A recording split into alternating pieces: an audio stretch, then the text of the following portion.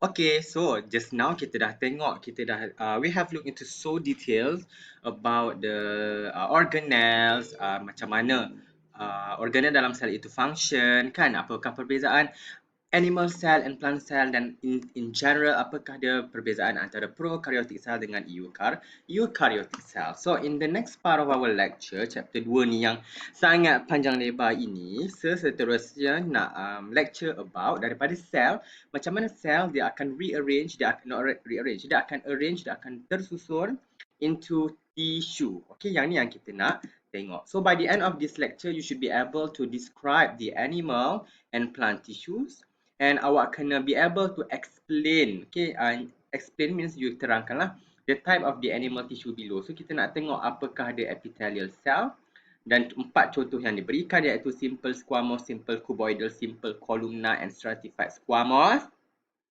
Panjang kan? And then kita nak tengok the nerve cell, and then kita nak tengok the muscle cells, and kita nak tengok the connective tissues.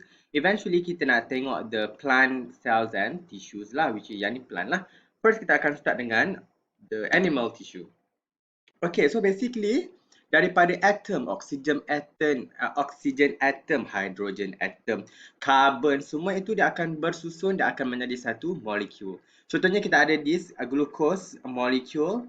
Okay, we have this glucose molecule yang in this case what kind of glucose? Beta ke alpha glucose?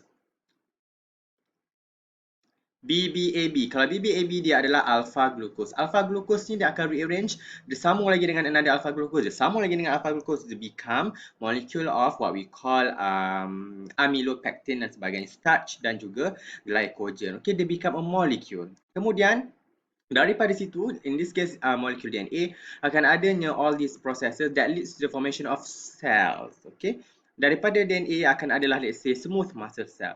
Smooth muscle cell ni bentuknya macam spindle, maksudnya bentuk dia macam bujur like this. Bujur ke? Sorry ya Allah. Dia bentuk macam tajam macam ni. Lepas tu dia akan arrange, dia akan bersusun-susun membentuk satu tisu. Bila kata tisu, dia adalah, it is organization of similar cells. Okay, smooth muscle tissues. Maksudnya this tissue ni dia hanyalah smooth muscle cell saja. Bila we add another type of tissue, let's say kita letak epithelial cells, epithelial tissue, kita gabung epithelial tissue, now dia orang akan membentuk organ. At organ level, it comprises of many other tissues. Okay, in this case kita ada muscle tissues, kita juga ada epithelial tissue. Ada 2 tissue yang membentuk perut. Bila ada organ, we add another organ, dia akan membentuk satu sistem. In this case, ini adalah sistem pencernaan. Okay, kita ada we have the stomach, we have this pancreas, we have this large intestine, we have small intestine, and anus and rectum. Dan bila ada banyak sistem, ni adalah sistem pencernaan, digestion system. We add another system, nervous system, kita letak immunity, we put endocrine system dan sebagainya. Dia akan form this what we call organism. Kita ini adalah terdiri daripada pelbagai jenis sistem. Sistem pencernaan, sistem saraf, sistem perkumuhan dan sebagainya. Okay, dia akan membentuk satu organism. Itulah dia macam mana tissues are arranged. So in this case, in this lecture, kita nak first fokus kepada animal tissue. Okay, di mana kita nak tengoklah the type of tissue, epithelial, we want to look at the nerve, muscles and the connective tissues. This part memang sangat banyak dan awak memang kena banyak bacalah this topic. Okay, kita start dengan epithelial tissues. So you all tengok. Oh my god. Okay, semua jangan meresah sangat, jangan merecik sangat. Ini siapa kalau you all nak tahu? Oh my god, okay. Cannot. Okay, jap, saya nak bertenang.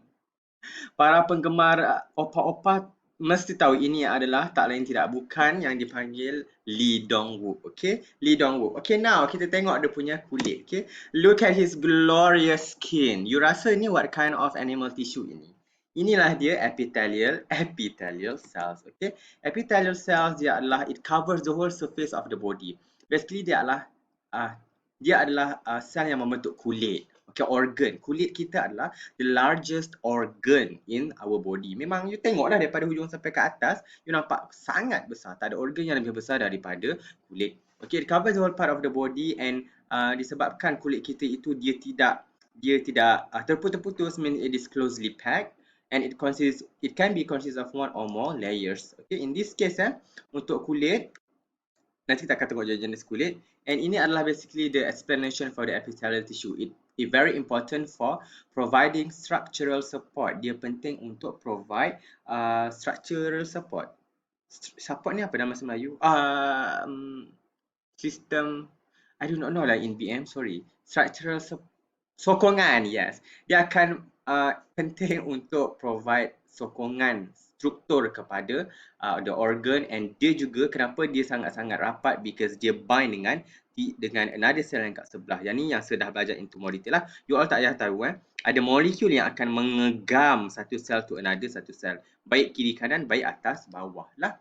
Okay, dia ada banyak-banyak contoh. Nanti kita akan go the simple, squamous, stratified dan sebagainya. Again, kalau you tengok di Dongwook ni, kalau dia mandi, ni dia baru lepas mandi ni, bila dia mandi, air tu tak masuk dalam badan dia. Means dia tidaklah meletup bila air masuk. Basically maksudnya dia adalah kalis air, waterproof. Dan dia juga memang sangat terhindar daripada any bakteria ke, any virus ke, memang dia tidak akan masuk ikut kulit. Virus dia masuk ikut hidung, ikut saluran pernafasan. That's why dalam kat saluran pernafasan tu dia akan masuk ikut saluran pernafasan dan juga tekak dan sebagainya. Virus dia memang duduk je atas kulit kita, dia memang tak akan hidup. Memang akan mati. That's why let's say coronavirus, it is airborne. Dia bila awak bernafas, awak masuk the virus tu masuk dalam paru-paru awak, terus awak infected. Okay, kalau coronavirus, okay, orang batuk dekat awak, let's say corona ada dekat Lee Dong Wook punya leher ni, tetapi dia pakai mask kan. Bila dia pakai mask, means dia cover dia punya hidung dan juga dia punya mulut. Maksudnya virus tadi tidak masuk ke dalam dia punya hidung dan mulut, tetapi hanya dekat kulit dia. Memang virus akan mati sebab kulit kita acidic lah. So basically important untuk protection. In term of kulit, it covers the external surface of the body.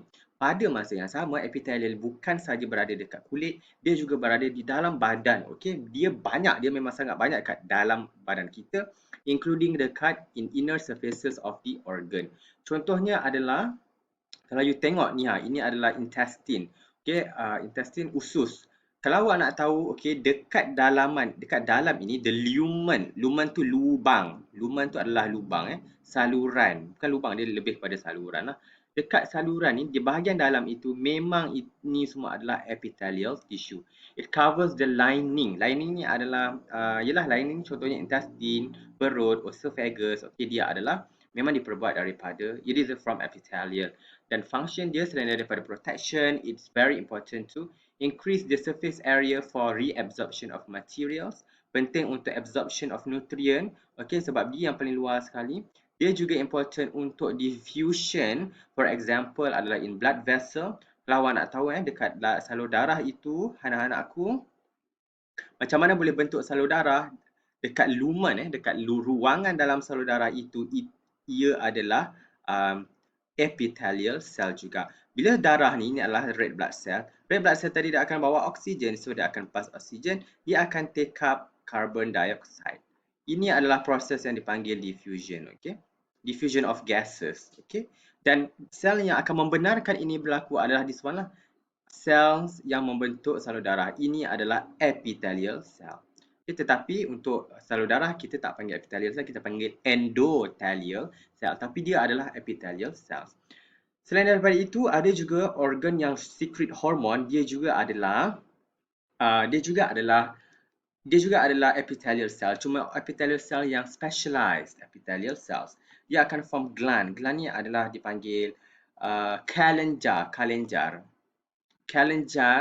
yang akan release all this enzyme, mucus dan sebagainya. Nanti kita akan tengok ada satu sel dia dipanggil goblet cell. Goblet cell ini dia berada di celah-celah columnar epithelium.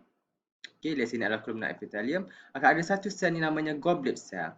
Dia akan release mucus. Mucus tu apa? Mucus itulah awak punya hingus. Hingus itu dihasilkan oleh goblet cell yang juga adalah contoh epithelial cells. Okay. Now, untuk epithelium ni dia terlalu banyak dalam badan, memang sangat-sangat banyak. Jadi macam mana ia classified?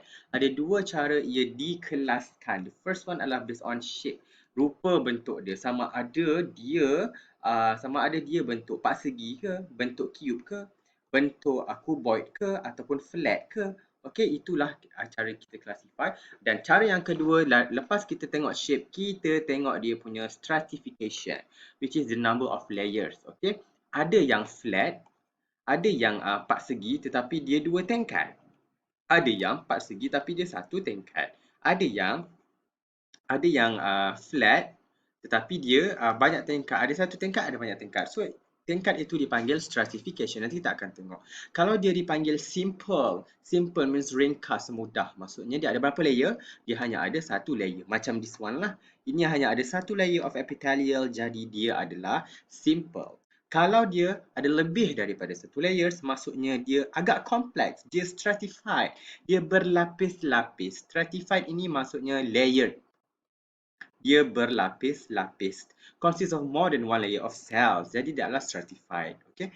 In term of shape, kita akan tengok sama ada dia squamous, cuboidal ataupun stratified. Bila kita gabung shape and stratification, maka dapatlah simple squamous, simple cuboidal, stratified squamous, simple columnar dan sebagainya. Nanti kita akan go into more details. So, yang ni saya dah explain tadi.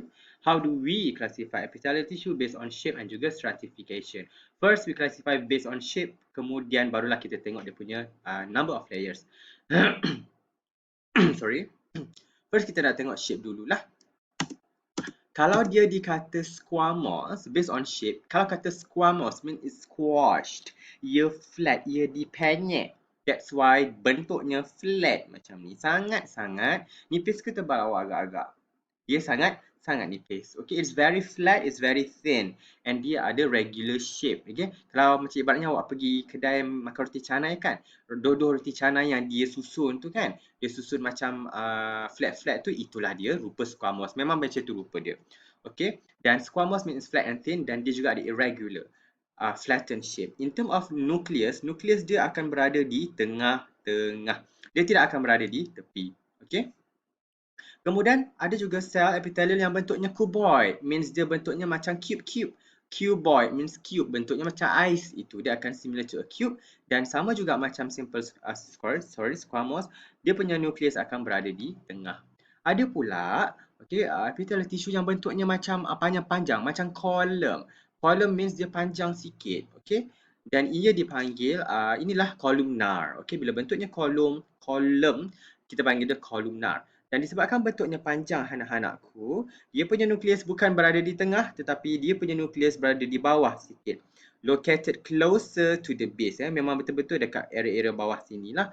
Sebab atas ni ada lagi part dia yang lain. Okay. In term of shape, tadi itu adalah in term of shape. Now in term of stratification, nanti saya akan tukar. Ini adalah stratification. In term of stratification, sekiranya dia adalah simple, means dia single layer. That's why dia hanya satu layer. Contohnya simple columnar ni, you tengok. Dia hanya ada satu layer sahaja. Dia tidak ada bertingkat-tingkat. Kalau dia stratified, dia ada more than one layers. Kalau awak tengok yang this one, stratified columnar, dia ada berapa layer agak-agak? Cuba awak tengok. Ada 1, 2, 3. So can we call this simple? Tak, dia tidak ringkas. Kita panggil dia stratified because it has more than one layer. It is layered lah. Kalau pseudo stratified pula, rupa dia macam ada bertingkat, tetapi actually dia adalah satu layer saja. There's only one single of layer of cell, but the position of nuclei give the impression that is stratified lah. Okay, itu awak kena faham. Pseudo means dia palsu. Stratified, palsu layer means dia tidak layer. Dia macam layer tetapi dia tidak layer. Pseudo stratified, dia macam tetapi dia satu layer saja. Dia memang penipu. That's why nama pseudo stratified lah. Okay, to classify the epithelial into different types, kita combine the stratification and the shape together. Kita combine, kita letak shape dulu, kita letak the stratification, nanti saya betulkan. Stratification dulu, baru we classify the based on shape lah. Okay, contohnya kita ada this one. We have this simple stratified. First kita tengok this one saja, yang ni kita tak belajar lah. Okay, simple means dia satu layer. Kemudian kita letak dia punya shape. Simple squamous means dia satu layer dan dia flat. Simple cuboidal, dia satu layer tetapi dia bentuk cube. Simple columnar, dia satu layer tetapi dia berbentuk column. Kalau stratified pula, dia stratified squamous, inilah kulit kita.